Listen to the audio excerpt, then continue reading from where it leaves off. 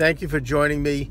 They're against the wall for three reasons, and they're all political. It has nothing to do with an opposition to actually controlling the border and making sure that we stop this tragedy from continuing as it has done over these many decades.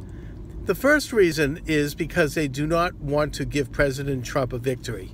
Now, we should keep in mind that most of the people involved here who are opponents have voted in favor of funding the wall or a border fence or whatever you want to call it. And that includes Schumer and Hillary Clinton, even Bernie Sanders. They all voted for it. They all voted for it back when Bush was president, probably because they knew Bush wouldn't do it. And they wanted to posture themselves, maybe. I don't even know why they voted for it, but they all did. Now they're against it because they do not want to do anything that might help Trump. That's the first reason.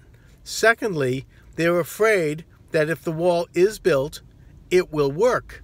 And that terrifies them because not only will Trump have a victory in terms of getting the wall, but it will be effective in terms of staunching the flow of illegal aliens across the border, which will save us untold amounts of money, which will save untold amounts of death.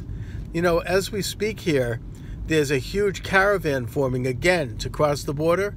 They wouldn't be doing it if there was a wall. It obviously makes sense. I mean, Pelosi herself last night said, oh, well, we're going to have drones and we have all this other alleged ability to stop people at the border. You know, obviously it would be a lot more effective and cheaper to build the wall, but they won't do it because it's Donald J. Trump is in the office and they don't want to see him successful because if he's successful, it's going to hurt them politically. The third reason is more speculative on my part, more fundamental in terms of orientation, and that is the broader reason that goes to why this wall has never been built in the first place, and that is because they believe in open borders. They believe that American sovereignty, or for that matter, the sovereignty of any nation, is something that's somehow a regressive idea. It's old-fashioned, and that ultimately we should have open borders and we shouldn't have nation states. We should all merge into one gigantic international ant colony or something, however they perceive it, which, of course, is utopian, messianic nonsense. Anyone who is a sane person knows that national sovereignty, first of all, is one of the most progressive ideas to emerge in the history of civilization. It's not an old idea either.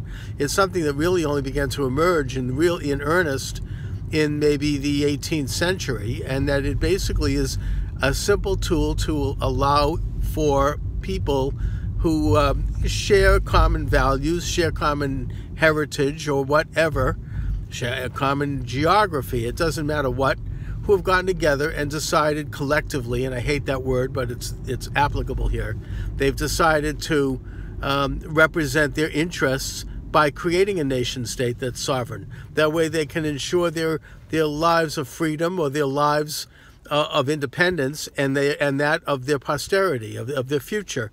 So we create sovereign nations, and one of the basic functions of a sovereign nation is to determine who enters the national home.